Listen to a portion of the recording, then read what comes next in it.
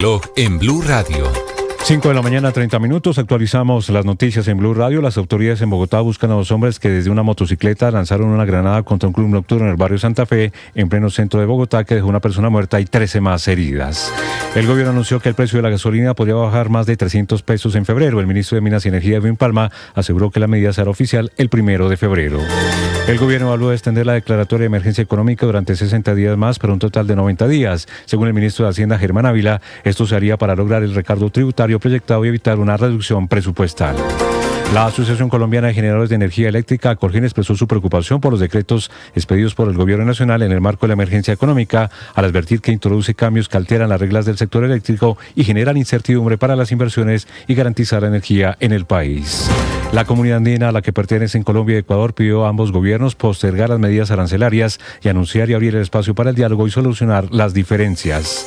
En medio de la crisis comercial entre los dos países, el presidente Gustavo Petro insistió en que las autoridades colombianas han sido más eficaces que las de Ecuador en la lucha contra las estructuras criminales y el narcotráfico.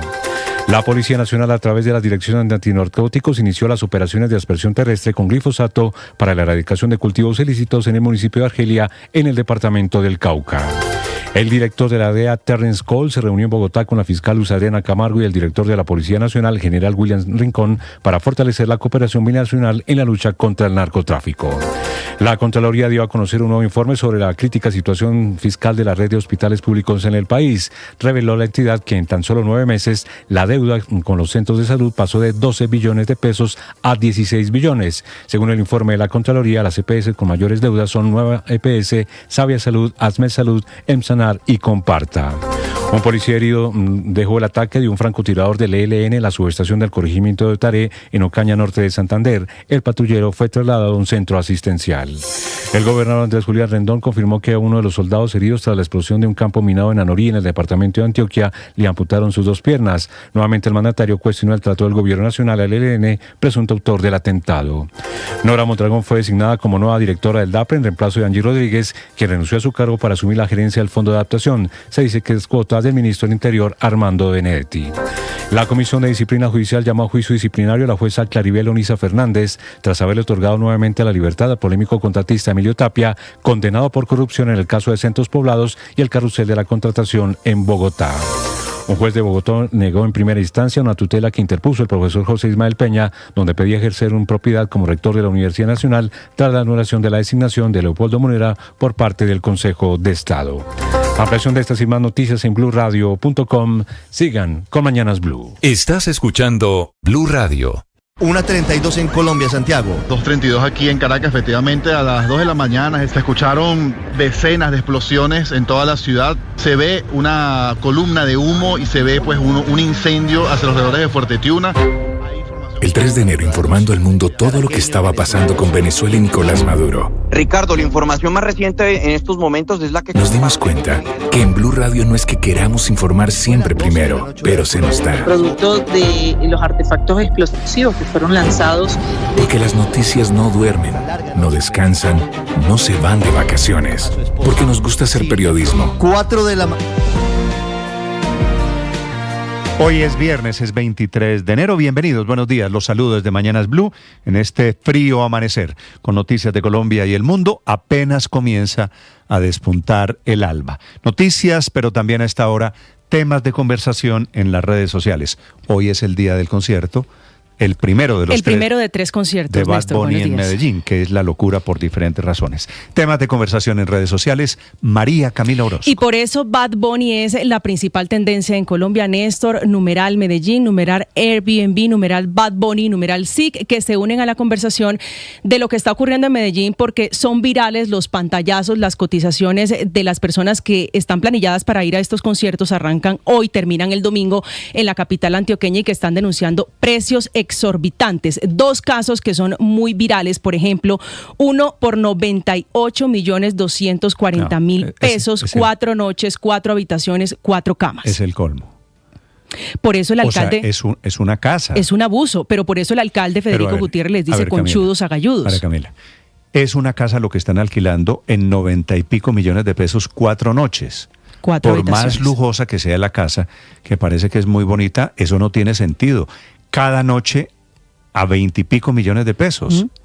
Pero eso es lo que hay, Néstor, esas son las denuncias y por eso la superintendencia se está metiendo a decirles mucho ojo porque las sanciones son de hasta 2.000 salarios mínimos, Néstor. El otro caso es de 23.360.000 pesos, una habitación realmente modesta, una habitación sin mayores lujos para 2 personas y por 4 noches en Medellín, pero los casos son infinitos de gente que está denunciando cómo tenían una oferta inicial y cómo les cancelaron la reservación para los 3 conciertos que hay en la capital antioqueña. Es que cancelaron porque Airbnb permite cancelar en algunos casos por razones técnicas. Cancelan y abren una especie de subasta porque la gente reservó hace 3 o 4 meses. Pero los precios y son, ahora, a última hora, por supuesto, los precios son infinitamente mayores. Son 10 veces más de lo que originalmente se había establecido para Medellín. Dice el alcalde que están esperando 100.000 personas para este fin de semana y por eso le pide al gerente de Airbnb para América Latina que revise caso a caso y que tome las medidas porque dice él, son conchudos, son agalludos y les dice, ojo, no maten la gallina de los huevos de oro. Lo de la frase de conchudos y agalludos es de Federico Gutiérrez. Dice el alcalde de Medellín, pero es cierto, me da pena con la gente de Medellín, pero están abusando y si siguen así van a matar la gallina de los La huevos otra cara de oro. son los memes, ¿no? De algunas casas, por supuesto que no corresponde a la realidad, la gente burlándose por los precios, ofreciendo casas prácticamente en ruinas a 5, 7, 12 millones de pesos por las 4 noches que pretenden Ahora, estar en Medellín. Entre paréntesis me pregunto, María Camila, claro que es un abuso que cobren por una casa los 90 y pico millones de pesos por el fin de semana, pero me pregunto, ¿quién paga 90 y pico millones de pesos por 4 días? Yo me atrevería a decirle que nadie, pero como para todo hay público, Néstor, es probable que alguna persona, por la necesidad de tener el alojamiento, porque ya tiene sus boletas, tiene sus tiquetes, tiene ya todo organizado para irse a Medellín, lo pague, pero a mí se me hace increíble que alguien llegue a pagar esa cifra. Bueno, ya les vamos a contar desde Medellín del revuelo. Esta noche es el primero de los 3 conciertos del Conejito Malo. Esta noche en el Atanasio Girardot, mañana repite y el domingo el tercero de los a las 3 de la tarde se abren las puertas, a las 9 de la noche inician los conciertos. La gran tendencia que tiene que ver, la segunda gran tendencia es Ecuador, Noboa y Petro, Néstor, porque a 11 días de que se dé la reunión con el presidente Donald Trump, él está respondiéndole al presidente Noboa diciéndole que está alineado ideológicamente con el que más grita. No se sabe si se refiere al presidente Donald Trump, no se sabe de quién está hablando el presidente Gustavo Petro, pero en todo caso está diciéndole que esto responde a una estrategia contra Colombia. Y antes de irme, la última tendencia tiene que ver con Colombia y también con el presidente Gustavo Petro después de la entrevista que usted hizo aquí al interventor del hospital en Maicao, Néstor. Las imágenes que están recorriendo redes sociales como Instagram, TikTok y X son de unas lanchas modo parodia que le critican al presidente Gustavo Petro. Ahí las está viendo usted, las famosas lanchas que entregaron para el hospital en Maicao, navegando o recorriendo el desierto en el departamento de La Guajira, la gente burlándose, haciéndole las cuentas al presidente de qué tan lejos o qué tan cerca queda Nazaret de Maicao y cuál hubiera sido la mejor fórmula para llevarle solución a los guajiros. Dice el presidente que esto se trata, lo voy a citar entre comillas, de un sistema de salud avanzado que ya no deja morir a los pacientes en las rancherías costeñas, pero le sacan las cifras al presidente de los niños indígenas que han muerto por desnutrición en La Guajira. Usted es guajira. Yo tengo la impresión de que esa lancha le va a servir a los guajiros, que el tema ha sido más explicado, mal explicado.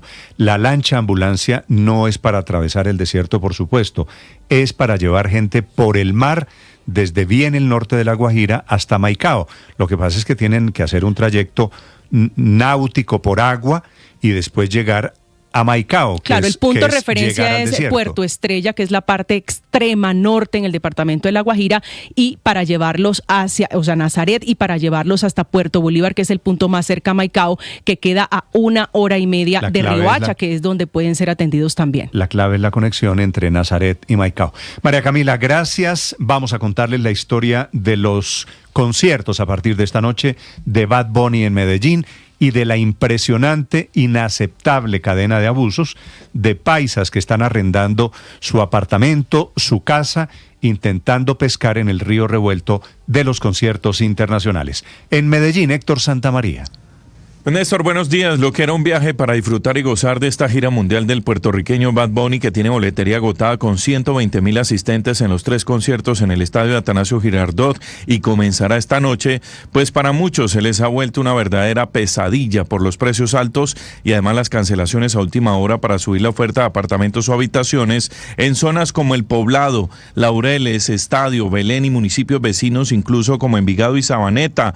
Cobros exorbitantes como de 98 millones de pesos por 4 días en un apartamento de lujo en El Poblado, 29 millones de pesos por arrendar una casa para 5 personas, 3 noches en el sector de San Joaquín cerca al estadio, 25 millones de pesos por un apartamento recién renovado de una sola habitación. Blue Radio también conoció el ejemplo y la historia de Sebastián Escorcia, un seguidor de Bad Bunny proveniente de la costa Caribe, que reservó su hospedaje desde mayo del año pasado y hace pocos días el arrendatario no solo le canceló, sino que además incrementó el costo del lugar hasta los 6 millones de pesos. Vi que lo alcanzaron a subir como hasta 5 millones aproximadamente, y obviamente da mucha rabia porque uno justamente coge todo con tiempo, uno trata justamente para evitar este tipo de cosas, de que suban las cosas, pero son cosas que no se le salen de las manos y me tocó resolver en mi último momento. Algo similar le ocurrió a Paula Pinzón, donde asegura que el lugar que ya tenía preparado para hospedarse aumentó sus precios inesperadamente hasta en más de un 200%. Pues porque están cobrando por 4 noches 3 millones de pesos, 8 millones de pesos, 10 millones de pesos, y conseguimos una señora que nos alquila en Sabaneta, en donde voy a pagar 300 por noche. En hospedaje se nos duplicó, entre transporte y todo lo que ya no nos va a quedar cerca, yo creo que se me va a aumentar más o menos unos 2 o 3 millones de pesos. Néstor, y por donde usted mire, hay quejas y ejemplos, y ante esta situación, pues llevó a que en las últimas horas haya un duro pronunciamiento por parte de la Superintendencia de Industria y Comercio, que anunció multas de hasta 2.000 salarios mínimos para quienes irrespeten las condiciones que ya habían sido acordadas con los consumidores. María Carolina Ramírez, superintendente delegada para la protección del consumidor, explicó que las modificaciones se hacen bajo ciertas garantías de justicia para quien ya había alquilado un inmueble. Ante cualquier cancelación de una reserva o de un servicio, el prestador de ese servicio tiene la obligación de poner a elección del turista la prestación de otro servicio de la misma calidad, o de reembolsar o compensar el precio pactado. Néstor, hasta las innumerables quejas, la plataforma Airbnb se comprometió a verificar las conductas de sus socios, como le indicó el propio alcalde Federico Gutiérrez, tras un diálogo con el representante para América Latina, y donde espera que en las próximas horas se conozca un balance. Mejor dicho, ha anunciado el alcalde que lo hará hacia las 10 de la mañana, pero dijo, eso sí le pidió a la ciudadanía en Medellín no matar la gallina de oro. Hombre, no se les vaya la mano, no sean tan conchudos, no sean tan agalludos. Una oportunidad de estas es, claro que los precios seguramente suben, pero no de manera desmesurada como lo están haciendo. No maten la gallinita de los huevos de oro, el turismo es fundamental para la ciudad, no abusen de eso, porque si no la gente no va a volver a llamarlos ni va a volver a tener la oportunidad de estar con ustedes. No solo la alcaldía de Medellín, Néstor, sino también desde el Consejo Municipal le han pedido a las personas afectadas, y aún siguen con estos problemas, en las redes sociales de la alcaldía y también a través del número 301-604-4444 se estará no solamente recibiendo las denuncias, sino acompañándolas para que sí puedan disfrutar no solo del concierto, sino de los sitios turísticos que tiene la capital antioqueña, que amanece a esta hora con tiempo seco, 17 grados de temperatura, Néstor. Gracias, Héctor. Claro, tiene razón el alcalde Gutiérrez. Si siguen así, se van a tirar la naciente industria del comercio. Eso de pagar inclusive en dólares por un fin de semana, 15 o 20 mil dólares, por supuesto, por una casa, por más lujos que tenga, no tiene ningún sentido. Son las 5 de la mañana, 44 minutos. Regresó a Washington el presidente de los Estados Unidos, Donald Trump, que había estado 3 días en Davos, en Suiza, y regresó con un inesperado elogio a Delcy Rodríguez, la sucesora de Nicolás Maduro, cada vez más cerca de una visita a Washington y aparentemente cada vez más cerca de quedarse en el poder. Desde Washington, Juan Camilo Merlano. Néstor, buenos días. Y hay cambios en la misión diplomática de los Estados Unidos en Venezuela. Laura Dogu es el nombre de la diplomática que ahora es la encargada de negocios de la Oficina para Asuntos de Venezuela, que queda en Bogotá, es decir, es el reemplazo de John McNamara, quien se venía desempeñando en ese cargo. McNamara seguirá con liderando la misión en Colombia. Ella ahora se hará cargo de la misión o de la oficina para Venezuela. Dogu fue embajadora en Honduras y Nicaragua, es funcionaria de carrera y tendrá la misión de liderar la reapertura de la embajada de Estados Unidos en Caracas. En momentos en los que el presidente Trump tiene los ojos y totalmente priorizadas a Venezuela. De hecho, anoche, mientras iba a bordo del Air Force One, le preguntaron sobre Delcy Rodríguez y si iba a permitir que se mantuviera bajo el poder en Venezuela. Let her stay in power. Well, right now they're very strong leadership. I mean, they're showing very strong leadership. I also spoke with Maria today, and who I like a lot. But Delcy's shown very strong leadership so far, I have to say. Ahora mismo tienen un liderazgo muy fuerte, lo están demostrando. También hablé con María hoy, la cual me gusta mucho, refiriéndose a María Corina Machado. Pero Delcy ha mostrado un liderazgo muy fuerte, tengo que decirlo, y estamos trayendo a los Estados Unidos millones de barriles de petróleo mientras hablamos, decía el presidente Trump. Este elogio coincide con una información publicada por el diario británico The Guardian, citando conversaciones con funcionarios estadounidenses, quienes aseguran que Delcy Rodríguez estaba cooperando antes de la salida de Maduro, que incluso ella dijo que estaba preparada para trabajar con Estados Unidos, que coincidía con que Maduro tenía que irse y se comprometió a, abro comillas, encargarse de lo que viniera después para Venezuela. Es una información que seguramente tendrá implicaciones para el régimen y probablemente generará divisiones internas con los sectores más radicales del chavismo, como por ejemplo Diosdado Cabello o Vladimir Padrino. En todo caso, es una revelación que deja aún más claro que Delcy Rodríguez sabía bien lo que se le venía a Nicolás Maduro. Néstor. Gracias, Juan Camilo. Claro, cada vez más pistas de que entregaron a Maduro para salvarse ellos. Quienes esperábamos que hubiera una transición a la democracia, tal vez no va a pasar. No por coincidencia, ayer estaban aprobando en el Congreso, en la Asamblea de Diputados en Caracas, la ley de hidrocarburos hecha a la medida de lo que pide el gobierno del presidente Trump. Otro gesto de Delcy Rodríguez complaciendo al gobierno de los Estados Unidos. En Caracas, Santiago Martínez. Hola, señor Néstor, buen día. Bajo la figura de urgencia parlamentaria, los diputados aprobaron la primera discusión 3 reformas de leyes. Una para agilizar trámites del Estado, una socioeconómica y la más importante, esta ley de hidrocarburos que reestructura el marco legislativo por el que se rigen las operaciones petroleras acá en Venezuela. De hecho, esta reforma cambia por completo el panorama para las empresas internacionales que buscan operar acá en Venezuela, que estaban ceñidas a una legislación que limitaba su alcance y ejecución, y ahora pues tendrán menores limitaciones e incluso mayor facilidad para generar ganancias. En este nuevo escenario hay una disminución en los porcentajes de regalías que recibe el Estado venezolano, así como una mayor holgura en los tiempos de las concesiones petroleras, que fue una de las exigencias de las empresas en aquella reunión que sostuvieron con Donald Trump hace justamente 2 semanas. Específicamente, en la gestión operativa se pasa de una gestión reservada mayoritariamente para el Estado a la posibilidad de que se ejercida totalmente por un socio privado. En la comercialización se cambia de un monopolio estatal en manos de PDVSA a la posibilidad de que se autoricen que actores privados pudiesen comercializar directamente. En el tema ganancias se pasa de una regalía fija de 30% para Venezuela a un esquema flexible que puede reducirse hasta un 15% dependiendo de la viabilidad del proyecto petrolero. En cuanto al manejo de divisas, se mueve de un sistema centralizado y controlado por Venezuela a la posibilidad de manejar cuentas en cualquier moneda y otra jurisdicción. Y en el caso de algún litigio, y es quizás de lo más importante, no tendría que resolverse obligatoriamente en un tribunal venezolano, sino que habría la posibilidad de ir a un arbitraje independiente y mecanismos de mediación internacional. En resumen, Néstor, con esta reforma de la ley de hidrocarburos, el gobierno de Delcy Rodríguez pues da un viraje completo en el modelo estatista y controlador para abrirse a las empresas privadas petroleras, consecuencia obviamente de esta nueva relación con la administración de Donald Trump. Néstor. Santiago, en Venezuela, 5 de la mañana, 48 minutos. Trump, en Davos, en Suiza, dejó la estela alrededor de la reconstrucción de la Franja de Gaza, instaló lo que ha llamado la Junta de Paz, que es un desafío, por supuesto, a Naciones Unidas, haciendo la diplomacia paralela. Desde Europa, a esta hora, Silvia Carrasco.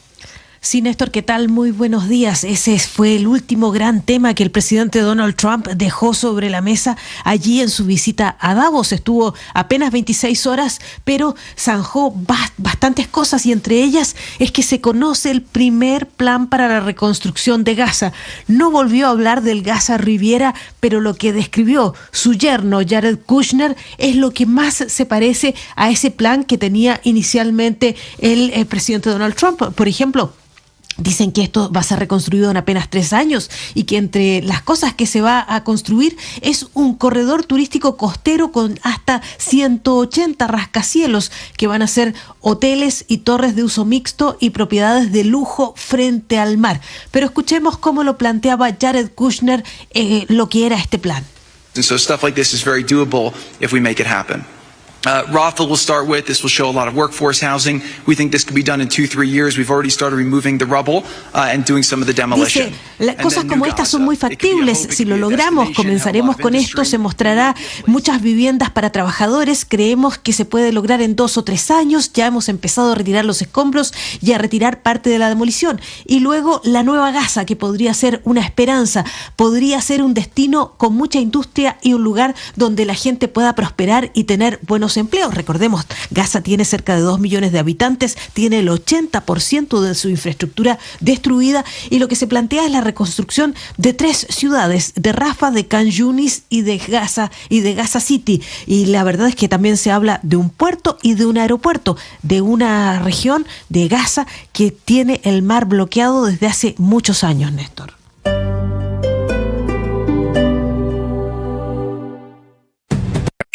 Escanea este código y suscríbete a nuestro canal de YouTube, @Blue Radio Co. Y disfruta y participa de la programación de Blue Radio. Blue Radio, le ponemos cara a la radio. Blue Radio, la alternativa.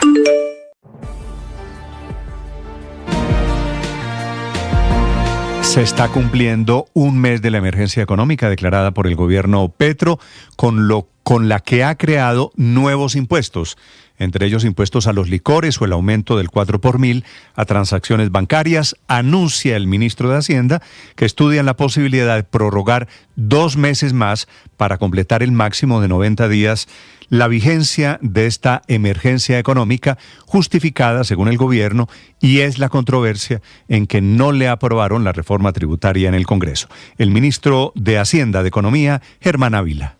Los recursos de los 2 decretos de medidas están garantizando cerca de 12 billones de pesos y, digamos, los recursos que fueron negados a través de la ley de financiamiento son cerca de 16.3 billones. Estamos estudiando la posibilidad de algunas otras medidas que nos aseguren completar ese faltante de recursos, porque además lo que no se logre garantizar a través de nuevos recursos tributarios nos implicarían necesariamente una reducción presupuestaria. Las medidas se conocerán en el momento oportuno. Ya cumplimos los primeros 30 días de la emergencia económica y para continuarla sería necesario previamente hacer una declaratoria de prórroga o de nueva emergencia económica que tenemos hasta 90 días para poderla atender. Ya están pensando en otra emergencia económica porque efectivamente se cumplieron ayer 30 días, primer mes de la emergencia, y no prorrogaron. A ver cómo arreglan el entuerto. Al tiempo, con nuevos impuestos, el gobierno considera la posibilidad de bajar desde el 1 de febrero, desde la semana entrante, el precio de la gasolina, que va a bajar 200 o 300 pesos, dice el ministro de Minas, Edwin Palma. Se disminuirá el precio de la gasolina, que también en la posición política del país uno no la entiende. Malo si se sube, que la subimos porque desmontamos los subsidios. Antes había un precio ficticio de la gasolina que era subsidiado con presupuesto general de la nación y con recursos de todos los colombianos. Eso fue lo que hizo el gobierno pasado. Este gobierno, incluso la oposición en voz bajita lo reconoce, manejó bien el FEPED y hemos saldado esas deudas. Eso le ha costado a los programas sociales del país. Y tendrá que venir en consecuencia una decisión también sobre los precios del diésel, que sigue siendo un combustible subsidiado. A las 5:54, a propósito de emergencia económica, la noticia del día, Víctor Grosso.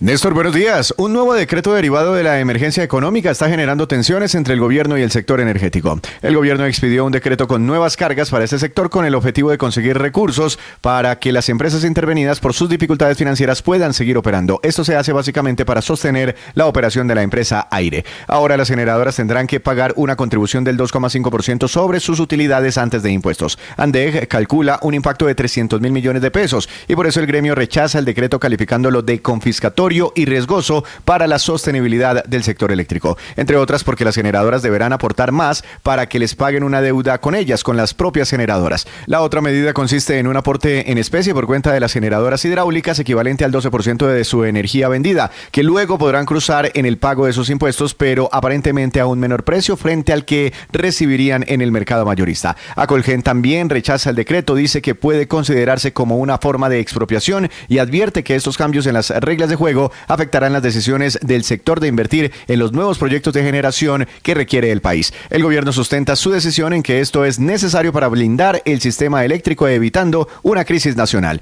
Víctor Grosso, datafx.com. Víctor, 5 de la mañana, 55 minutos. Comienza a amanecer apenas en este momento en Bogotá. Se está anunciando una cumbre, la primera en 4 años, casi 4 años de la invasión rusa a Ucrania. Una cumbre en donde va a haber negociadores por primera vez de ambos países. El invasor Rusia, el invadido Ucrania. Desde Madrid, Enrique Rodríguez. Y con la mediación, buenos días Néstor, de Estados Unidos. Es la primera vez, como bien decías, que va a haber una reunión tripartita. No va a ser como hasta ahora que eran las habitaciones separadas o con un mediador. No, se van a sentar a la misma mesa en Emiratos Árabes Unidos, en su capital, en Abu Dhabi. Esta reunión se espera que se extienda hasta mañana y tiene lugar justo después de que los dos mediadores estadounidenses, que son Steve Witkoff y Jared Kushner, fueran recibidos en la víspera en Moscú por el presidente ruso Vladimir Putin. Volodymyr Zelensky ha declarado en sus redes sociales que en esta cumbre de hoy y mañana lo fundamental o el tema fundamental para Ucrania va a ser el Donbass. Питання Донбасу ключове. Його будуть обговорювати і обговорювати модальності як в Абу-Дабі сьогодні і завтра. Y ese es un territorio que reclama Ucrania como propio, de hecho lo es suyo, pero que Rusia aspira a quedarse tras cualquier tipo de reunión o de cumbre que se produzca. Ya ha sido una reivindicación desde el principio de este conflicto armado que ha tenido Rusia. Tanto el presidente ucraniano como Witkoff han declarado que esa es la única cuestión que queda por resolver para poner fin a la guerra, y no es una cuestión pequeña. Putin además exige que Ucrania le ceda la porción de Donetsk que sigue controlando para acceder a parar la guerra, algo que por supuesto Ucrania se opone. Esto no va a ser fácil, ni quiere decir que vaya a salir un acuerdo de paz en las próximas 48, 72 horas, pero desde luego es mucho más de lo que habíamos visto en estos años de guerra, que como bien decías comenzaron el pasado 24 de febrero de 2022. Esta mañana el asesor diplomático del Kremlin, Yuri Ushakov, ha insistido en que en esta cumbre el tema fundamental va a ser también el territorio, Néstor. Estás escuchando Mañanas Blue.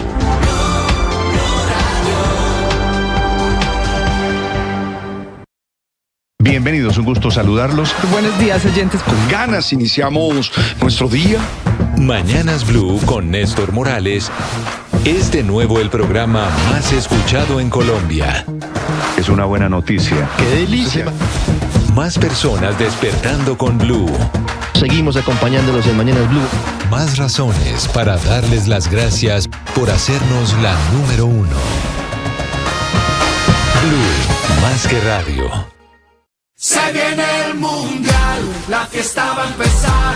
Con Blue todos disfrutan, nadie se nos queda atrás. Se viene el mundial, la fiesta va a empezar. Se juega en los estadios, se vive en Blue Radio. Te vamos informando cómo se prepara nuestra selección. Blue más que radio, es pura pasión. En la pantalla, en la radio o en el celular. Vamos Colombia a celebrar que vamos para el mundial.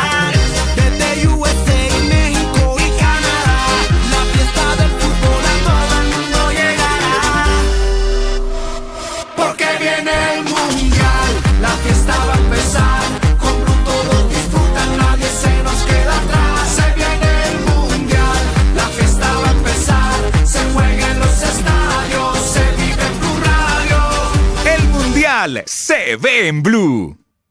Es un gusto saludarlos en este amanecer. En Blue celebramos una noticia que nos encanta escuchar. Aquí seguimos conectados con ustedes. Somos de nuevo la emisora hablada más escuchada en Colombia. Con la pizca de humor para nuestra dura realidad. Seguimos conectando con millones de ustedes todos los días. ¡Bravo! Gracias por hacernos la número 1. Blue, más que radio. Todo el mundo está buscando algo. Ser el primero, estar en todo lado. Todo el mundo está buscando algo. Búscanos, porque te conectamos con la información, la opinión, el entretenimiento, porque queremos que seas el primero. @Blue Radio Co. en YouTube. Búscanos. Todo el mundo está buscando algo. Blue, más que radio.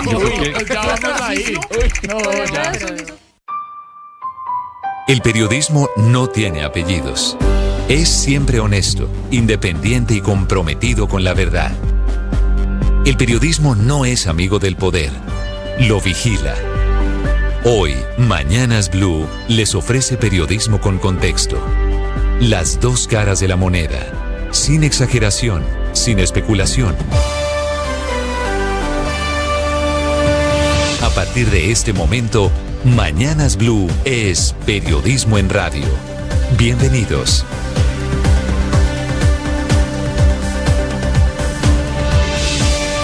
Bienvenidos, muy buenos días. Son las 6 de la madrugada, 40 segundos. Comienza apenas a amanecer en Bogotá, una ciudad sacudida anoche tarde por el terrorismo.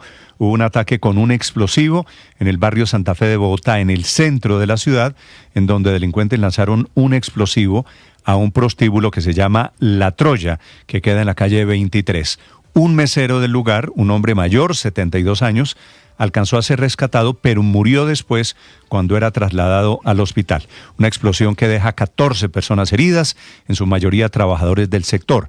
Esa zona de tolerancia que se encontraban en las afueras del establecimiento al momento del ataque, aparentemente ocasionado este acto terrorista a bandas criminales que cobran vacunas, que extorsionan a los comerciantes de esa zona de alto tráfico de delitos sexuales. La otra guerra es la arancelaria con Ecuador.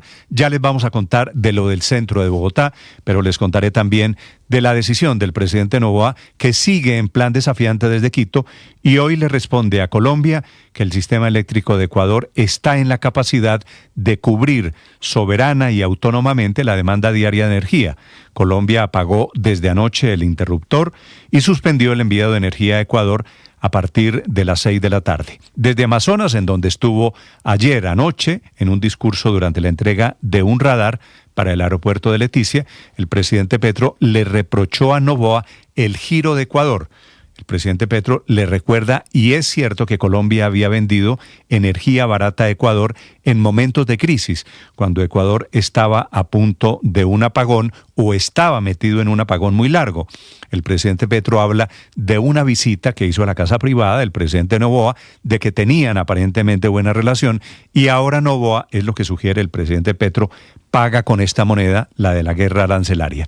Pero al tiempo con los reproches, el presidente Petro está tomando medidas recíprocas para hacer lo mismo, imponer aranceles, dejar de vender energía a Ecuador, aranceles que van a castigar, por supuesto, las empresas, quiere decir los productos ecuatorianos en Colombia, dejarán de ser competitivos y los productos colombianos en Ecuador perderán lo mismo, competitividad, una de esas guerras comerciales tontísima, porque los dos países son los grandes perdedores. El presidente Petro tiene la curiosa teoría de que los narcos colombianos están saliendo desplazados desde Colombia a Ecuador producto de la presión de las fuerzas militares. Pero a Colombia también han llegado muchos capos del narcotráfico ecuatoriano, líderes de organizaciones criminales que se están refugiando en Colombia. Así que la tesis del presidente Petro es de dos caras. El último caso es el de Ben 10, el líder de la banda de los Chones Killers, así se llama, pero están aquí los choneros, todas las alias de los grupos de delincuentes de Ecuador que han venido también desde allí a refugiarse. Así que la tesis del presidente Petro de que están saliendo en desbandada los delincuentes colombianos a Ecuador, producto de la presión militar, no necesariamente es cierta. Bienvenidos a Hablando de Narcotráfico. Ya les voy a contar, además de la decisión histórica del gobierno Petro, que dio marcha atrás a su posición de siempre alrededor de la fumigación con glifosato. Estamos a menos de 2 semanas de la reunión en Washington con el presidente Trump y tal vez allí está la clave para que Colombia anuncie que vuelve a fumigar y a asperjar con glifosato en el departamento del Cauca. Y no por casualidad estuvo en Colombia el director de la DEA. Se reunió con la fiscal Luz Adriana Camargo, con el director de la policía, con el embajador encargado, todos ajustando tuercas antes de la visita del presidente Trump a Washington.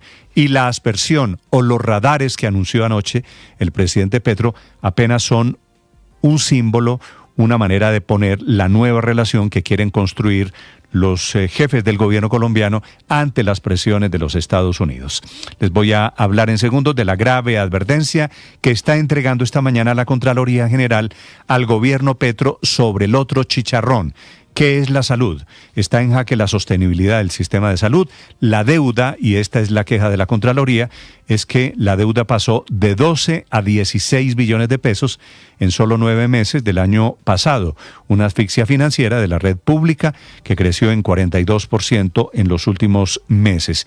Mientras el sistema de salud se desangra en sus finanzas, crece el rechazo a la propuesta del presidente Petro de liquidar las EPS, después del concepto del Consejo de Estado que permite el uso de los recursos de la capitación, la plata que se gira por cada afiliado, para cubrir deudas anteriores. La amenaza del presidente Petro es que va a acabar con las EPS y esta mañana hay toda clase de llamados. Está en juego la salud de millones de colombianos, pidiéndole al presidente Petro que no dé ese paso. Se lo piden los enfermos graves, los de las enfermedades huérfanas, los de las enfermedades catastróficas cuya vida depende de la decisión del gobierno y que están particularmente alerta por la decisión de acabar o de liquidar las EPS, que fue lo que dijo esta semana que está terminando el presidente Petro.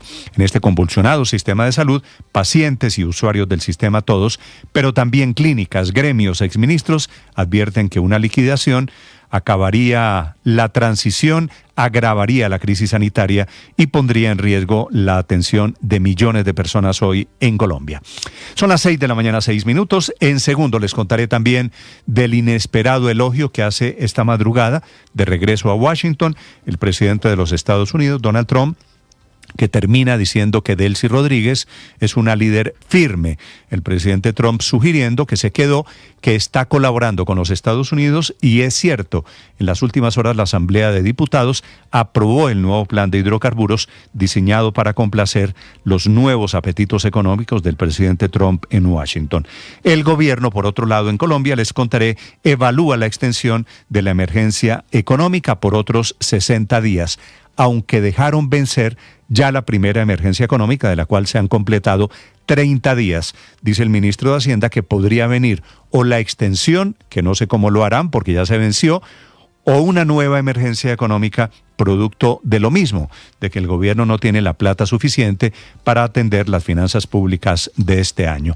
A estas alturas, a propósito, la Corte Constitucional estudia hoy viernes la posibilidad de suspender los decretos de esa emergencia económica, solo que con la recusación, Ricardo, al magistrado Ibáñez, el saliente presidente de la Corte Constitucional, están cambiando los tiempos y las expectativas.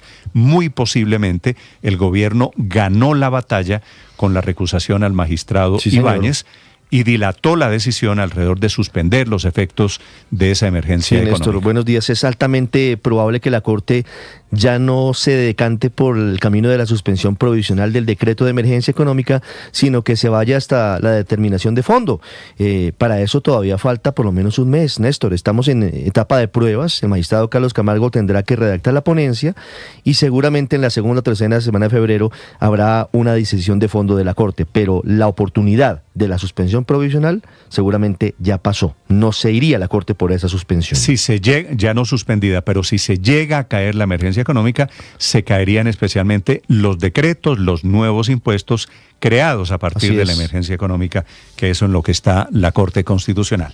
Bienvenidos, son las 6 de la mañana, 8 minutos. A propósito, les contaré de la decisión económica del gobierno, abriendo la puerta para que una muy importante parte del ahorro pensional de 20 billones de pesos de los colombianos invertidos en el exterior vengan y terminen en manos del gobierno a través de títulos de tesorería.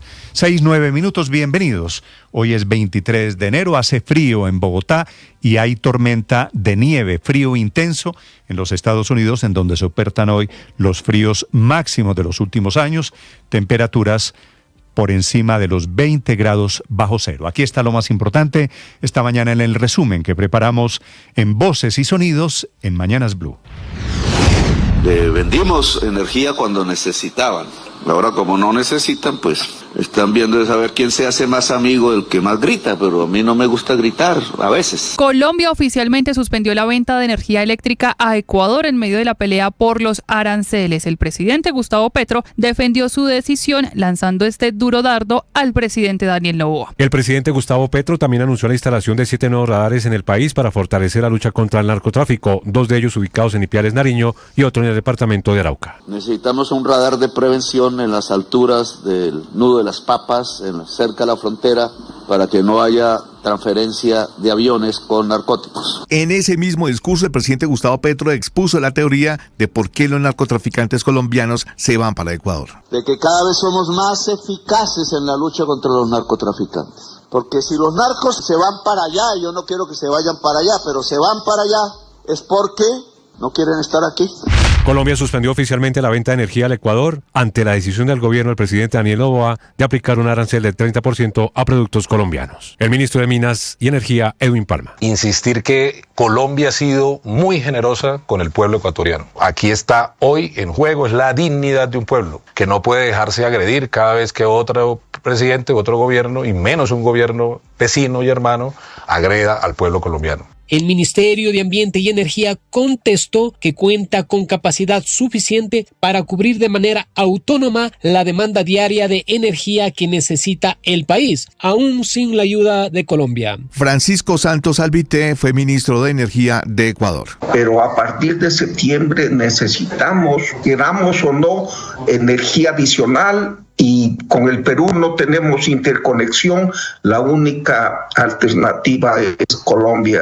Una persona muerta y 3 heridas dejó la explosión de una granada contra un establecimiento nocturno en plena zona de tolerancia en el barrio Santa Fe, en Bogotá. Y esos criminales lanzaron el artefacto frente a 2 locales comerciales, uno de razón social Atonis y el otro de razón social Troya. Allí se encontraban los meseros, estaban los jaladores de rumba, algunos vendedores informales, algunas trabajadoras sexuales y todos ellos resultaron lesionados. Y precisamente el mismo comandante de la policía de Bogotá nos contó todo lo que ocurrió aquí en el barrio Santa Fe. En los hechos que se presentaron aproximadamente a las 9 de la noche, acá en el barrio Santa Fe, en la zona de alto impacto, una motocicleta se desplazaban 2 individuos sobre la carrera 16 y a la altura de un establecimiento comercial lanzan una granada causando heridas a 14 personas. Posteriormente, una de ellas fallece en el establecimiento médico. 750 con todo compartido y solo era la habitación. 850 me encontré uno por una habitación por una sola noche. Literal era para poder llegar el sábado, dejar las maletas, cambiarme y devolverme el domingo. Además del rechazo de ciudadanos y decenas de afectados por los altos precios en viviendas de renta corta con motivo del concierto de Bad Bunny este fin de semana, en la ciudad de Medellín se sumaron diferentes entidades de control como la Superintendencia de Industria y Comercio, que anunció multas por hasta 2.000 salarios mínimos legales mensuales vigentes para quienes estén incurriendo en estas prácticas al constituir una vulneración grave de los derechos de los turistas y de las normas que regulan las relaciones de consumo. El alcalde Federico Gutiérrez también rechazó estas prácticas donde las tarifas de arriendo, en especial cerca al Atanasio Girardot, han alcanzado los 100 millones de pesos. Hombre, no se les vaya la mano, no sean tan conchudos, no sean tan agalludos. Una oportunidad de estas es, claro, que los precios seguramente suben, pero no de manera desmesurada como lo están haciendo. No maten la gallinita de los huevos de oro, el turismo es fundamental para la ciudad, no abusen de eso. Al cumplirse los primeros 30 días de la vigencia del decreto de emergencia económica del gobierno del presidente Petro, el ministro de Hacienda, Germán Ávila, aseguró que se está estudiando la posibilidad de alargar esta medida, es decir, aplicar la opción de prórroga de 60 días más. Según el ministro Ávila, se alarga a 90 días con el fin de generar el recaudo propuesto de 16,3 billones de pesos y así evitar el recorte del presupuesto. Las medidas se conocerán en el momento oportuno. Ya cumplimos los primeros 30 días de la emergencia económica y para continuarla sería necesario previamente hacer una declaratoria de prórroga o de nueva emergencia económica que tenemos hasta 90 días para poderla. La administradora de empresas Nora Mondragón será la nueva directora del DAPRE en reemplazo de Angie Rodríguez, quien asumió el Fondo de Adaptación. Mondragón viene de ser directora de Seguridad y Convivencia del Ministerio del Interior y ahora se convierte en la 6ª directora de la entidad durante el gobierno Petro.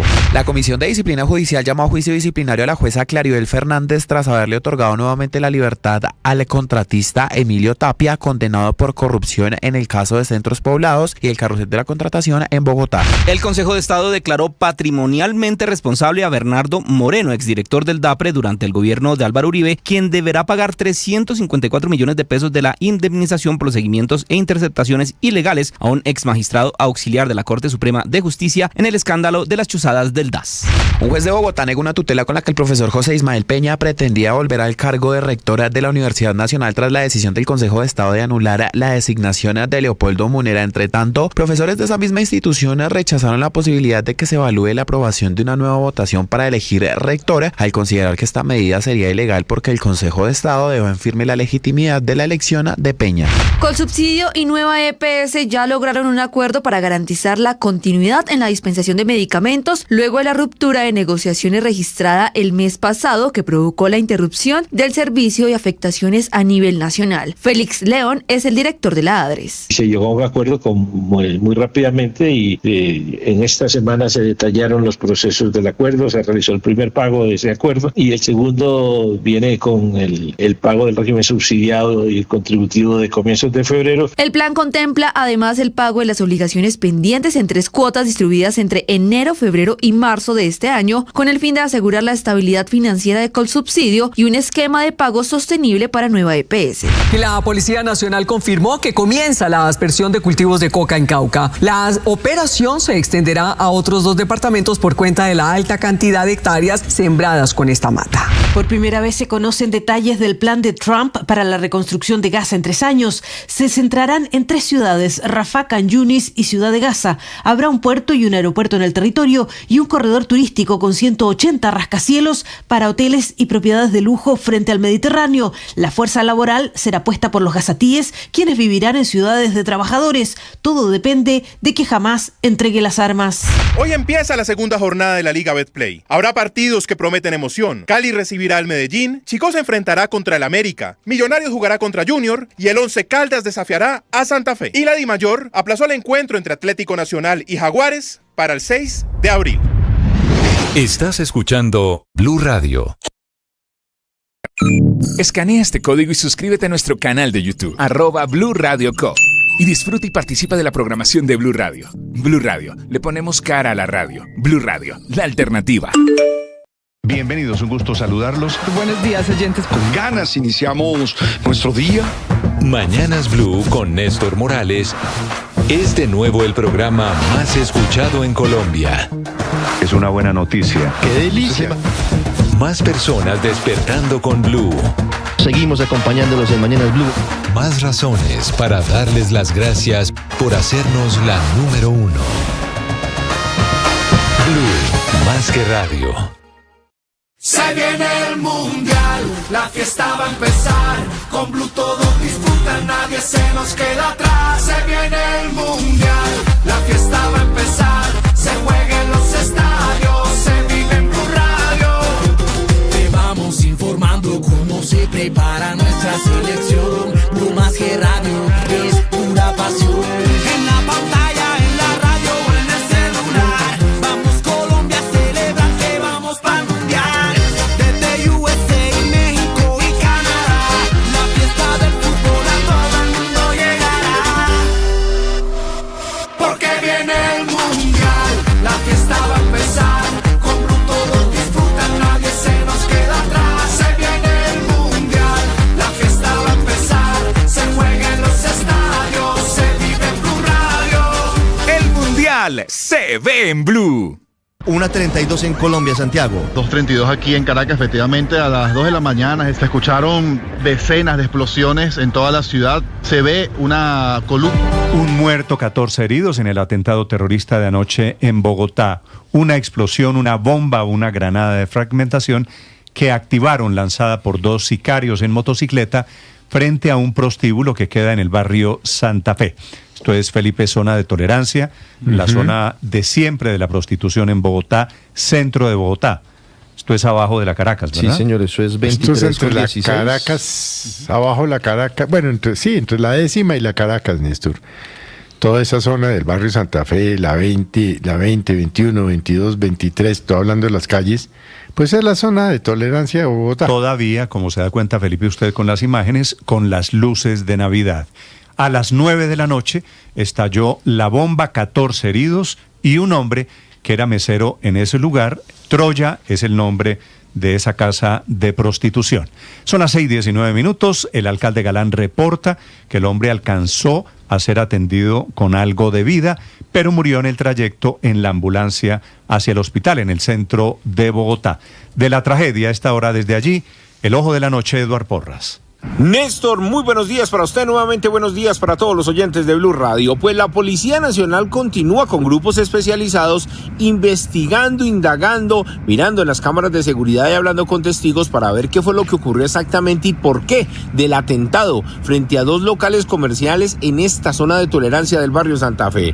El incidente ocurrió casi a las 9:15 de la noche sobre la carrera 16 con calle 23 y cuando 2 delincuentes que se movilizaban en una motocicleta de color negra lanzaron una granada de fragmentación.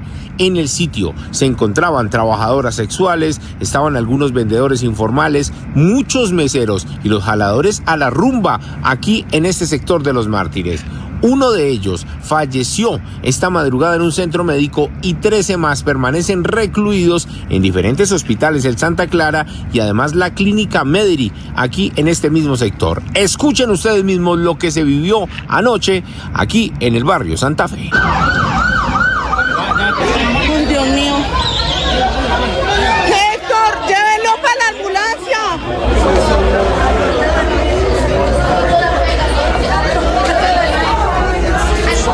Ay, allá hay otra persona. Vamos a mirar. Vamos, me pasa el video. Grave. La Policía Nacional llegó al sitio, acordonaron toda la zona, comenzaron a verificar en las cámaras de seguridad para ver si lograban identificar a esos criminales y dice el mismo comandante de la Policía de Bogotá, el brigadier general Cristancho, que son muchas las grabaciones que tienen y en algunos videos se observa a los 2 delincuentes que lanzaron la granada, subieron luego por la calle 24, tomaron la carrera 15 hacia el sur de la capital del país y escaparon y por eso están haciendo esa trazabilidad a través de las cámaras de seguridad para ver si logran capturarlos. El mismo comandante de la Policía de Bogotá nos contó los pormenores de lo ocurrido aquí en este sector de Los Mártires. En los hechos que se presentaron aproximadamente a las 9 de la noche, acá en el barrio Santa Fe, en la zona de alto impacto, una motocicleta se desplazaban 2 individuos sobre la carrera 16 y a la altura de un establecimiento comercial lanzan una granada causando heridas a 14 personas. Posteriormente, una de ellas fallece en el establecimiento médico. Seguiremos investigando para determinar los móviles y los factores materiales e intelectuales de este hecho. ¿Qué se sabe de esa persona fallecida? Eran personas que se encontraban departiendo fuera del establecimiento. La gran mayoría de ellos eran trabajadores de estos establecimientos, meseros, porteros. Ya llegaremos a determinar por qué estaban estas personas en este lugar y si era puntualmente el atentado a ellos o al establecimiento. De la persona que falleció se sabe que le decían el maestro Rochi, que llevaba por lo menos 3 meses trabajando aquí en estos sitios nocturnos en el barrio Santa Fe, un hombre de 72 años que era muy conocido en esta zona y que además 2 de los lesionados se encuentran graves. Uno de ellos recibió prácticamente todas las esquirlas, esa onda expansiva en sus piernas y la otra persona en el pecho. Ingresaron a cirugía en la madrugada. Del resto de lesionados se sabe también que algunos fueron dados de alta, sobre todo los que ingresaron por el aturdimiento tras esa fuerte explosión. Lo cierto es que la policía sigue averiguando y sigue indagando para dar con el paradero de estos criminales y determinar si en realidad era un atentado contra los negocios o, como dicen muchos de los testigos contra una persona que se encontraba en ese instante pasando frente a uno de los locales. Eduard Porras, Blue Radio. Eduard, gracias. Son las 6 de la mañana, 23 minutos. La otra guerra es la guerra comercial, en la que terminamos metidos con Ecuador.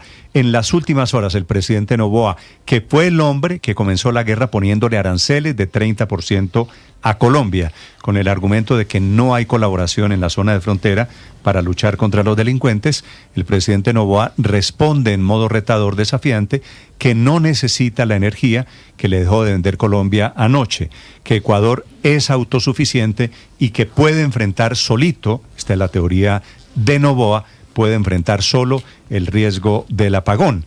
A ver si se lo creen los ecuatorianos. Desde Quito, Henry Córdoba. Néstor, buenos días. Los cierres fronterizos, las deportaciones, los aranceles, la crisis energética y el caso del vicepresidente Jorge Glass han marcado una escalada de tensiones entre Ecuador y Colombia. A través de un comunicado, el Ministerio de Ambiente y Energía de Ecuador aseguró que el sistema eléctrico está en la capacidad de cubrir la demanda. Esto luego de que Colombia anunciara que suspendería el suministro desde las 6 de la tarde de este jueves. El sistema eléctrico ecuatoriano cuenta con la capacidad suficiente para cubrir de manera autónoma la demanda diaria de energía, incluso ante la indisponibilidad de la importación de energía desde Colombia. La lucha contra el narcotráfico también ha sido un punto de inflexión. El ministro del Interior ecuatoriano John Reinberg insistió en que Colombia no está haciendo nada para combatir al narcotráfico. Tenemos un problema en la frontera ecuatoriana con Colombia en producción de cocaína que ha aumentado en grandes cantidades, y eso no lo dice el Ecuador, eso lo dicen varias fuentes internacionales, varios mandatarios internacionales, y sabemos que es una realidad. Eso afecta al Ecuador, eso afecta por el ingreso de narcotráfico, esto genera criminalidad y no se están haciendo los controles pertinentes, no se están tomando las acciones necesarias para controlar.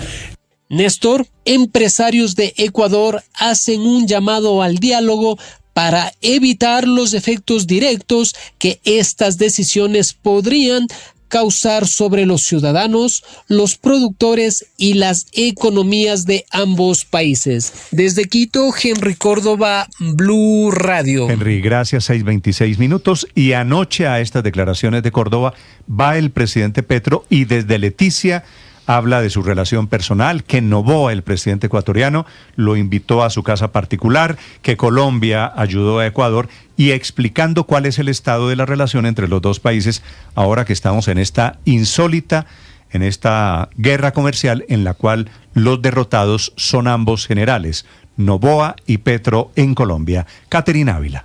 Néstor, buenos días. La respuesta del presidente Gustavo Petro a su homólogo ecuatoriano Daniel Noboa llegó desde Leticia en medio de la inauguración de un radar en el Aeropuerto Internacional Alfredo Vázquez Cobo. El mandatario sugirió que la medida arancelaria anunciada para el país tenía que ver con un intento de Ecuador de acercarse a los más poderosos. Para responderle aquí al colega presidente de Ecuador que no me quiere nada, a pesar de que me invitó a su casa, entonces esas invitaciones y no me gustan ni 5 porque no sé para qué era, pero bueno, le vendimos energía cuando necesitaban. Ahora como no necesitan, pues están viendo de saber quién se hace más amigo del que más grita, pero a mí no me gusta gritar a veces. Cabe mencionar que el presidente de Ecuador anunció el arancel del 30% argumentando poca cooperación de Colombia en la lucha contra grupos criminales en la frontera. Frente a eso, el presidente Petro insistió en que las culpas son compartidas. Si el ejército y la infantería colocada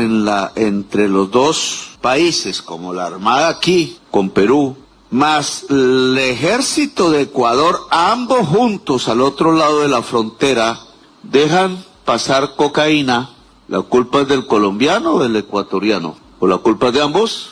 ¿O simplemente es que en la selva no se puede controlar ni con los dos ejércitos juntos? Dijo también que la lucha contra las drogas en esa zona es eficaz y una muestra de ello, según él, es que los criminales se trasladen a otros países. De que cada vez somos más eficaces en la lucha contra los narcotraficantes. Porque si los narcos se van para allá, yo no quiero que se vayan para allá, pero se van para allá, es porque no quieren estar aquí.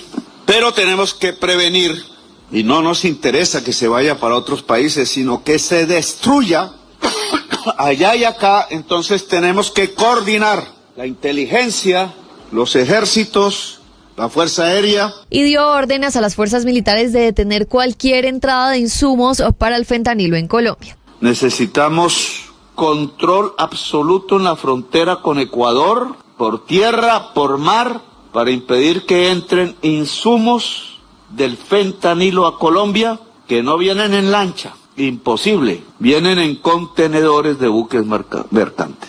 Cabe mencionar que el gobierno colombiano había anunciado en noviembre del año pasado la prohibición de 6 sustancias químicas de uso hospitalario que también sirven como insumos para fabricar esta droga que ha provocado una crisis sanitaria en Estados Unidos y a la que la administración Trump le ha prestado especial atención.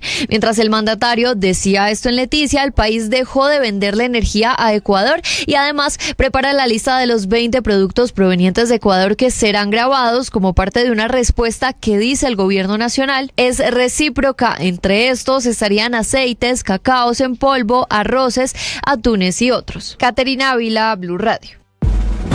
Ricardo Ospina es periodista.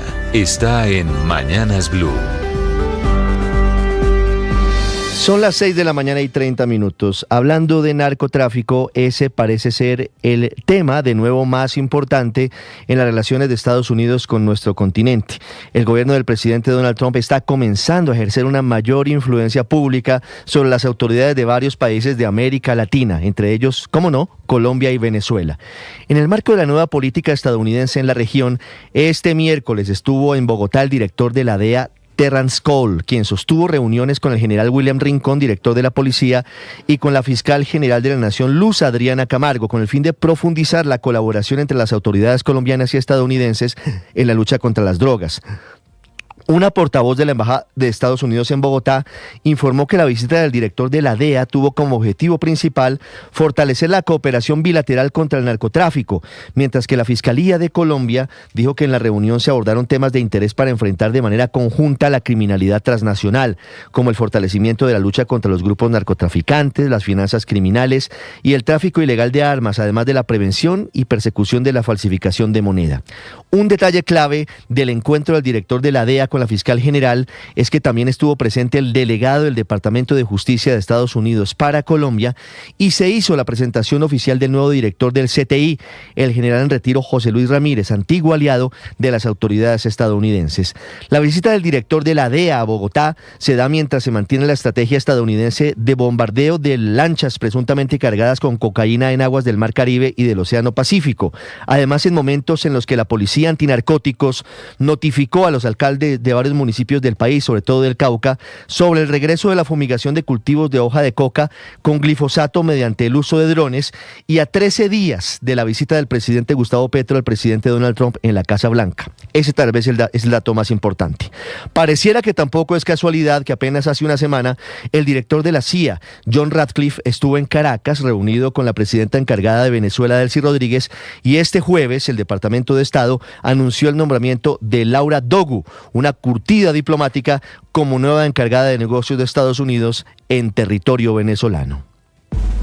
Paola Ochoa es periodista. Está en Mañanas Blue.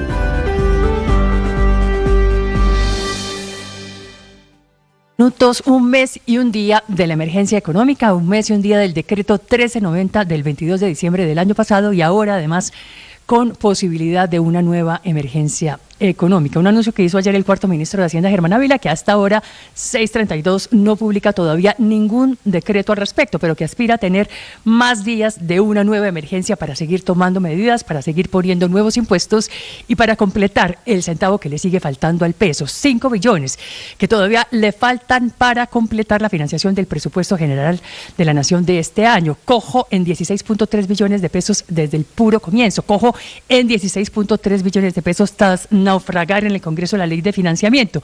Y en la actualidad ya cojo en unos 5 billones de pesos tras lograr capturar con esta primera emergencia que venció el día de ayer un total de 11 billones de pesos, 2.5 billones de amnistía y normalización de la DIAN y 8 billones y medio en nuevos impuestos. Entre estos últimos, 795.000 millones por IVA del 19% a los juegos en línea de suerte y azar, 784.000 millones por mayor IVA a licores y vinos, 406.000 millones por compras en el exterior superiores a los $50, 110.000 millones por el impuesto al consumo del 19% a los bienes de lujo, 2.938 millones por el impuesto al patrimonio, que recordemos empieza ahora desde los 2.000 millones con una tarifa del 0.5% que incrementa gradualmente hasta el 5%, 1.236 millones de mayores impuestos al sector financiero, 869.000 millones de mayores impuestos al petróleo y carbón, 300.000 millones por la no deducibilidad de las regalías, 542.000 por consumo de alcohol, 1 billón por consumo de tabaco y sucedáneos, para un total de 8 billones y medio de nuevos impuestos que, sumados a las 2 billones y medio de amnistía de la DIAN, arrojan un recaudo de 11 billones de pesos de los 16 que necesita el gobierno, centavo que le falta al peso y 5 billones que todavía le faltan por capturar al gobierno de Gustavo Petro y que llevan al cuarto ministro de Hacienda a pensar en sacar una nueva emergencia económica, o de lo contrario le toca sacar tijera y empezar a mochar 5 billones de pesos de inversión en este año que por lo demás es año electoral. María Camila Orozco es periodista. Está en Mañanas Blue.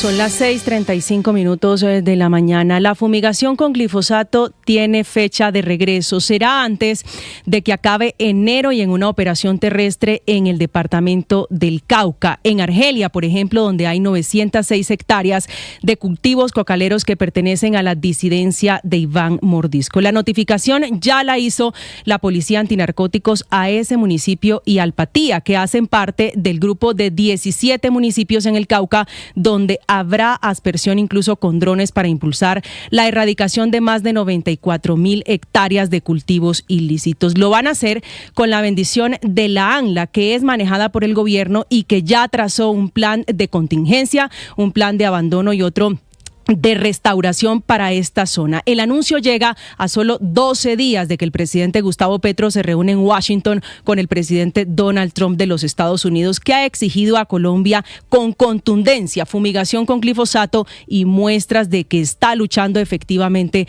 contra el narcotráfico. Y es, por otro lado, sin duda, un claro cambio de postura del presidente Petro, que en el 2019 decía que la política de glifosato era la política de la muerte. Pues esa es la política, la del glifosato, la que se instalará en el Cauca, donde coincide el anuncio con protestas campesinas por la fumigación con glifosato a los cultivos de Iván Mordisco, que por otro lado es para la Defensoría del Pueblo el mayor reclutador de niños en el país. En sus filas hay 121 niños, más del 40% del total de todos los niños que se llevaron en el 2025 para la guerra en Colombia. Juan Camilo Maldonado es periodista. Está en Mañanas Blue. 6 de la mañana, 36 minutos. Una delicada advertencia hizo la Contraloría General de la República al gobierno del presidente Gustavo Petro alrededor de la crisis y el desangre de recursos a los hospitales públicos. La Contraloría reconoció que el sistema de la administración de los recursos del Sistema de Seguridad General Social de la Salud aumentó el pago de la deuda con los hospitales públicos, pero la deuda pasó de 12 a 16 billones de pesos en solo 9 meses. Es decir, le llegó más plata, pero sin embargo, esta plata no fue usada para pagar deudas, sino que la deuda siguió aumentando. Ese complejo panorama salió a flote después de los estudios que se adelantaron sobre las cuentas por pagar de las EPS y las cuentas por cobrar de las empresas sociales del Estado. Así fue como se evidenció que los riesgos que advirtieron hace 2 años persisten y se agudizan de manera significativa. La Asociación de Empresas Sociales del Estado le reportaron a la Contraloría que la cartera, que las 6 EPS con mayor deuda creció casi 42% entre el año 2024 y 2025.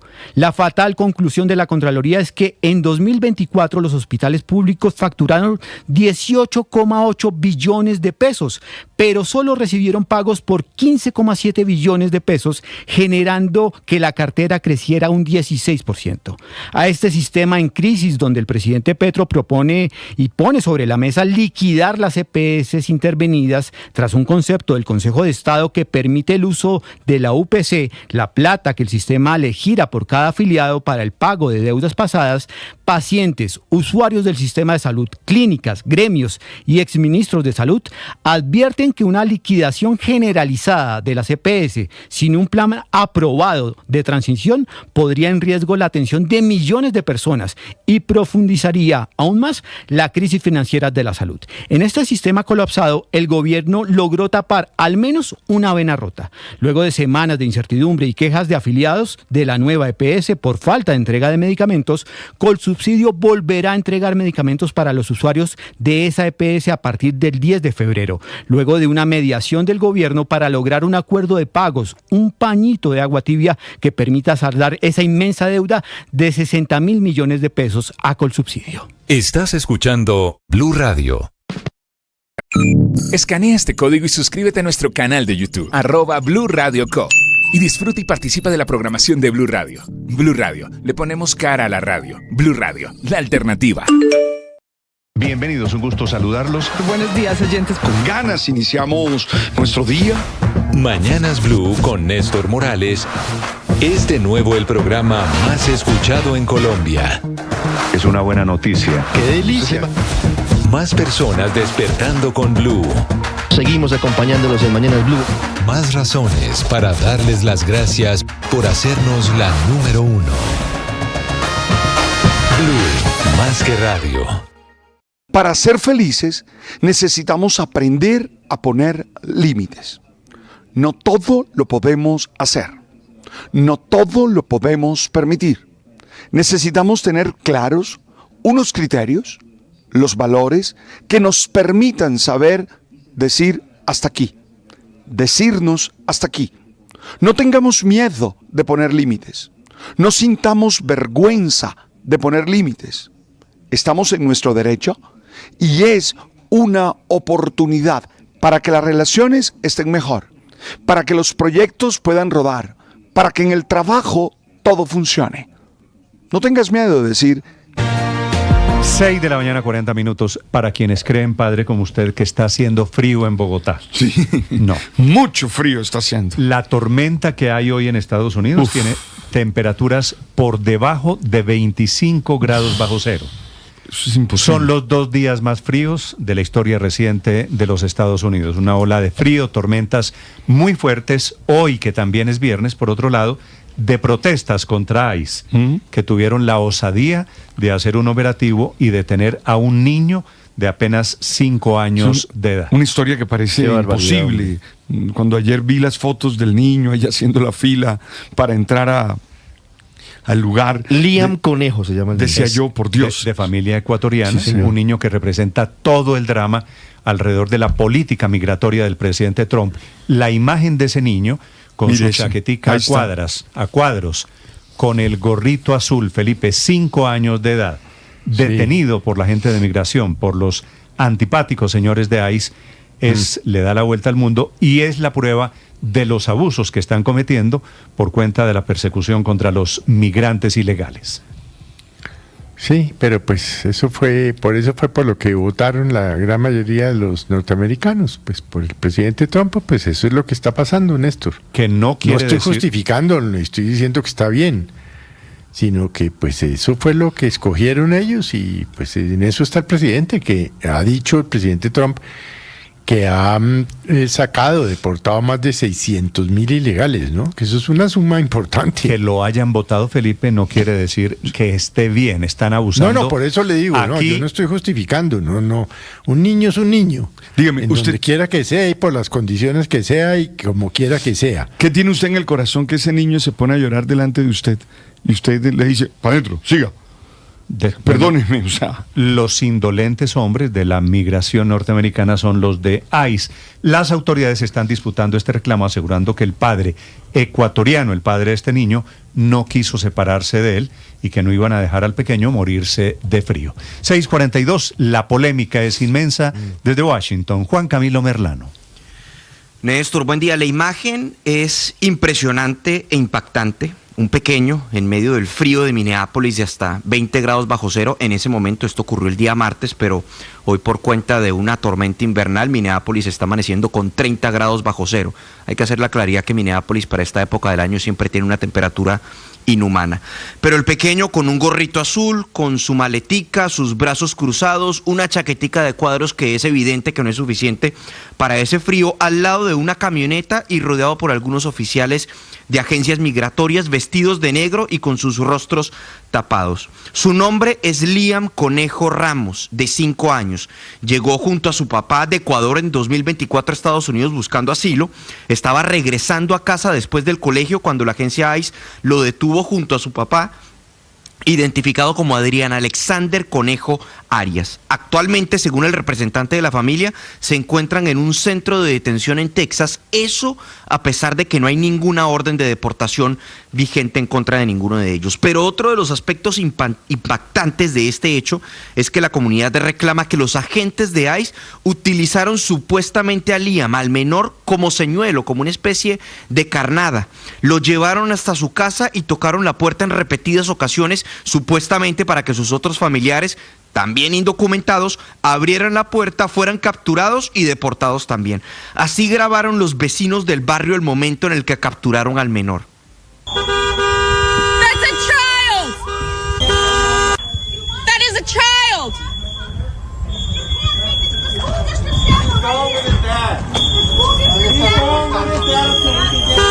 is wrong with you? That is a child. Bueno, allí se escuchan los pitos, los chiflidos, los gritos de la comunidad diciéndole a los agentes migratorios: ese es un niño, ¿cuál es el problema con ustedes? Se ve a varios agentes, la camioneta, el niño al fondo.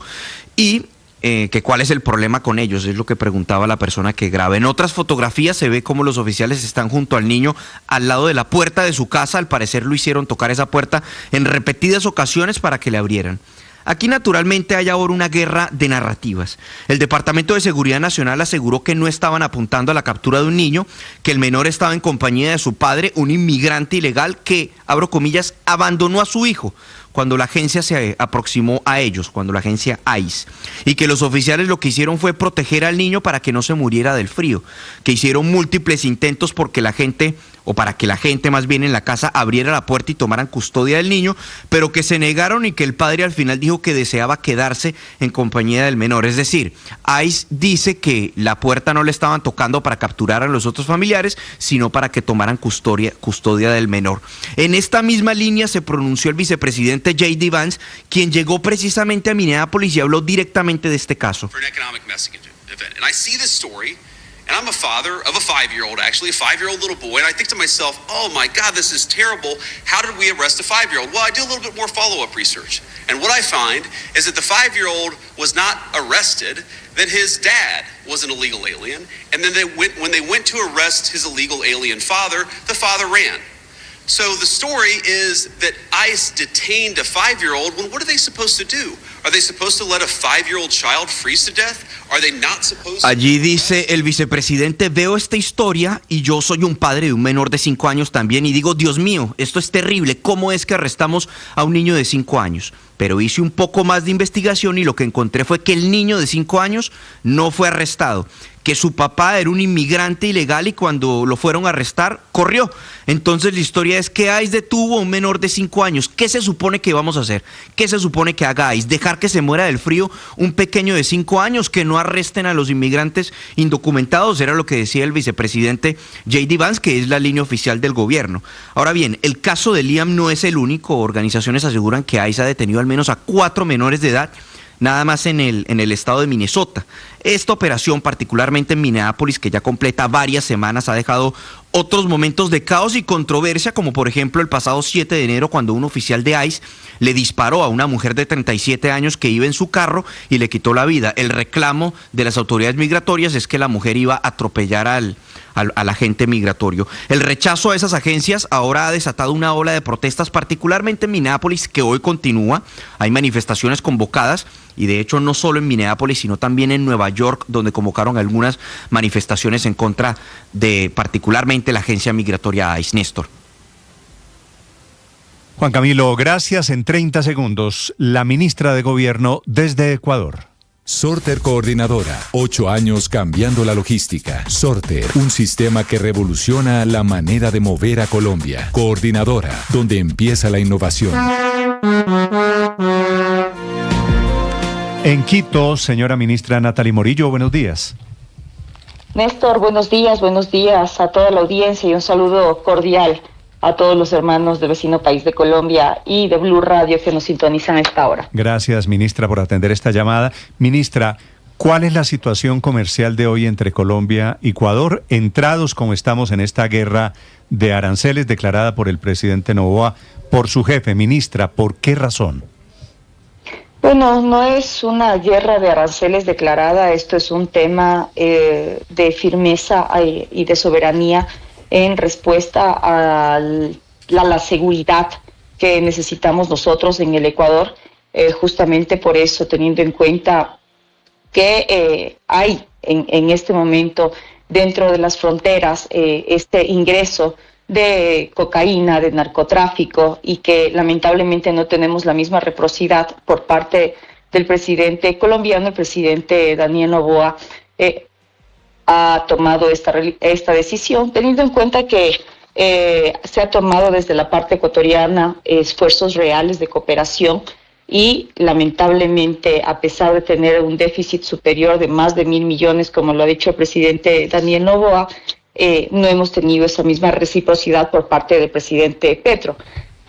Por eso mismo, estas acciones que se han tomado, a pesar de haber nosotros insistido en el diálogo, en que se realicen estos temas bilaterales que usted sabe que se necesitan entre los países vecinos de frontera, lamentablemente no se ha tenido esa misma reciprocidad, y mientras nuestros militares siguen enfrentando a grupos criminales ligados al narcotráfico en la frontera, no ha habido esa cooperación que se necesita. Por eso mismo esta medida, que hay que evidenciarlo y hay que ratificarlo, no es una medida ni comercial ni política, es una herramienta de defensa nacional frente a riesgos de fronteras reales y cuidando también el territorio ecuatoriano ante la tasa de inseguridad que tenemos en el país. Ministra, suponiendo que fuese cierto que el gobierno nacional, que Colombia no está cooperando con la frontera, ¿qué arregla poner un arancel de 30% a productos colombianos? Bueno, nosotros enmarcamos esto en una política de seguridad integral de gobierno del presidente Daniel Noboa, y lo que queremos con esto es poder tener esta misma reciprocidad que esperamos que el presidente Petro la tenga. Esta tasa es más bien coherente con una estrategia que nosotros tenemos de fortalecimiento del control territorial, de esta ofensiva que nosotros mantenemos. Desde el año pasado el país se encuentra en una guerra contra los grupos de delincuencia organizada. En el país ya no tenemos delincuencia común, tenemos crimen organizado transnacional, y ante esta lucha y este combate que tenemos, justamente son decisiones que impulsa el gobierno nacional, convirtiendo el tema de la seguridad en el pilar de la política pública. Pero y realmente por eso ministra, no le entiendo muy bien. Le pregunto yo, de acuerdo, ustedes están en guerra contra grupos de delincuentes allá, como Colombia, como todos los países tienen guerra. Esa es la función de los estados, declararle la guerra a los ilegales. ¿En qué contribuye también declararle para esos efectos la guerra comercial a Colombia? Bueno, como le mencioné desde el inicio, no es una guerra comercial, más bien ante el escenario que estoy comentándole de guerra contra el crimen organizado, y al no haber recibido una reciprocidad por parte del gobierno colombiano, se ha decidido imponer esta tasa del 30% a las importaciones colombianas, y se aplicará hasta que exista un compromiso real y efectivo para combatir de forma conjunta el crimen organizado transnacional en la zona fronteriza. En el momento que el presidente Petro realmente pueda tomar esta medida de conjunto del combate ante el crimen organizado, se revisará, esta tasa estará vigente hasta que haya este compromiso claro y medible para poder trabajar en conjunto con Colombia al mismo nivel, en el mismo nivel de firmeza en esta lucha que tenemos contra el crimen organizado y la minería ilegal. Ministra, cuando ustedes hablan con Colombia, y me imagino que utilizan todavía canales diplomáticos, ¿Qué esperan de Colombia? ¿Qué debería hacer Colombia? ¿Cuál sería la prueba de que sí hay compromiso para luchar contra los grupos de delincuentes en la frontera? Bueno, nosotros lo que esperamos es esta corresponsabilidad, Néstor. Necesitamos esta corresponsabilidad de los países que están justamente en la frontera y que nosotros necesitamos también en este momento combatir y tener esa cooperación internacional. Eso es lo que esperamos del presidente Petro, que exista una corresponsabilidad y que también se pueda controlar la frontera, el paso colombiano hacia el Ecuador. Aquí no se trata de ver culpables, sino de demostrar cuál es la realidad. Hemos nosotros sostenido diálogos por los mecanismos de control de las diplomacias, pero lamentablemente no hemos tenido esa reciprocidad del control dentro de la frontera colombiana. Nuestros militares se están enfrentando a grupos criminales, han sido abatidos inclusive algunos que están operando justamente en este territorio, se cruzan desde Colombia hacia el Ecuador y lo que solicitamos son corresponsabilidad y acciones concretas. Sí, ministra, ¿por qué el presidente Noboa hizo el anuncio de estos aranceles? A usted obviamente, entiendo, no le gusta que yo utilice la expresión guerra comercial, pero poner aranceles en el mundo hoy de comercio abierto, eso es lo que significa una guerra comercial. ¿Por qué el presidente Noboa hizo el anuncio desde Suiza en Davos?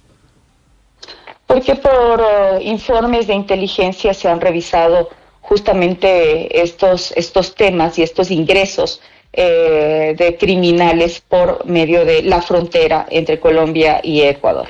Y estaba en ese momento allá y el presidente de la República hizo el anuncio en el momento en que le llegaron estos informes. ¿Tiene algo que ver Estados Unidos con el anuncio, con la imposición de los aranceles? No, para nada. Nosotros somos soberanos y tomamos las decisiones pensando en la soberanía y en el territorio ecuatoriano. Pero el ejemplo es el presidente Donald Trump, ¿verdad? No, en ningún momento nosotros tomamos estas decisiones teniendo en cuenta el contexto y la situación de país. Ministra, ¿qué le respondería a usted a quienes están diciendo que para esto es que está la CAN? Hay mecanismos de comercio entre nuestros países, los países andinos, y la Comunidad Andina de Naciones es nuestro entorno. ¿No se está saltando Ecuador la CAN y los compromisos internacionales aquí? No, Ecuador cuenta con sustentos jurídicos precisamente para este tema. Hay la evidencia, como le decía, de inteligencia, la evidencia operativa y la documentación técnica que respaldan esta decisión y el país participa activamente en todos los procedimientos comunitarios y obviamente que está relacionado en el CAN y en las diversas grupos de amistad que se tiene con países de la región. Ministra, vamos a hablar de economía, claro, porque este es un tema muy centrado en eso, en los aranceles. Pero antes quiero preguntarle si esta decisión del presidente Noboa pudo tener relación con un mensaje que publicó el presidente Petro en X, denunciando supuestas torturas que estaría sufriendo el ex vicepresidente Jorge Glass, condenado por el escándalo de Odebrecht, afín a Rafael Correa y cercano al presidente Petro. ¿Esto pudo incidir en la decisión? Para nada, la decisión responde exclusivamente a criterios que son de seguridad nacional y el incremento de actividades ilícitas en la frontera, temas que nosotros estamos combatiendo, la corrupción, el narcotráfico y la minería ilegal. El gobierno nacional, liderado por el presidente Daniel Noboa, no adopta medidas económicas basadas en opiniones políticas externas ni por este tipo de declaraciones por un tuit, sino por evaluaciones técnicas de riesgo y en la necesidad de proteger a los ecuatorianos. Vamos ahora a la economía, ministra. La balanza comercial hoy resulta desfavorable a Ecuador si hacemos las cuentas de las exportaciones de entre uno y otro país. Es decir, que Colombia exporta más a Ecuador de lo que importa desde su país. ¿No termina esto siendo un tiro en el pie, como decimos en Colombia, para los ecuatorianos? ¿No se encarecen los productos que consumen los ecuatorianos provenientes de Colombia con estos aranceles? Para nada, yo le puedo dar datos. Productos que importa Ecuador de Colombia son valores, por ejemplo, entre enero y noviembre del 2025 en cosméticos, millones, 191 millones, en temas de farmacéuticos, médicos, 124 millones, en temas de vehículos y partes, 120 millones, en enlatados, igual 148 millones. No creemos que va a encarecer, sino más bien esperamos que realmente exista esta corresponsabilidad, que es lo que se necesita. Y como le dije, esta medida se revisará cuando exista un compromiso real y verificable del presidente Petro al realizar operativos conjuntos, y que realmente exista un control territorial con intercambio de información real, y que se vean resultados concretos en esta lucha contra el narcotráfico, el crimen organizado y la minería. Sí. Ministra, en las últimas horas el presidente Noboa dijo que ustedes ya estaban totalmente abastecidos de energía y que no necesitaban la colombiana. ¿Cómo es eso? Porque hasta hace 3 o 4 meses ustedes tenían problemas energéticos y por eso estaban importando energía colombiana. Sí, nosotros lo hemos dicho. Hace varias semanas atrás se estaba realizando estos temas bilaterales, comprando energía a Colombia, pero sin embargo ya lo había mencionado también la ministra Inés Manzano, que es la ministra de Energía, que este año no íbamos a tener desabastecimiento de energía eléctrica, que vamos a tener electricidad, y lo que se está haciendo también es pudiendo comprar dentro del Estado ecuatoriano al sector privado, sí, en este tema de la inversión, que también necesitamos inversión nacional. Pero sí estamos en un buen nivel en este sector hidroeléctrico. Ministra, ¿y buen nivel significa que efectivamente sin Colombia, sin la energía colombiana, pueden evitar ustedes el riesgo de racionamiento que han tenido durante tantos meses? Sí, lo que pasó en el 2024 no fue un problema del gobierno nacional, fue lamentablemente una mala planificación de gobiernos anteriores, que obviamente al asumir el presidente de la República el mandato en noviembre del 2023 tuvo que enfrentarse a esta crisis, pero sin embargo ahora existe una planificación y todos los niveles en este sector están listos para este 2026.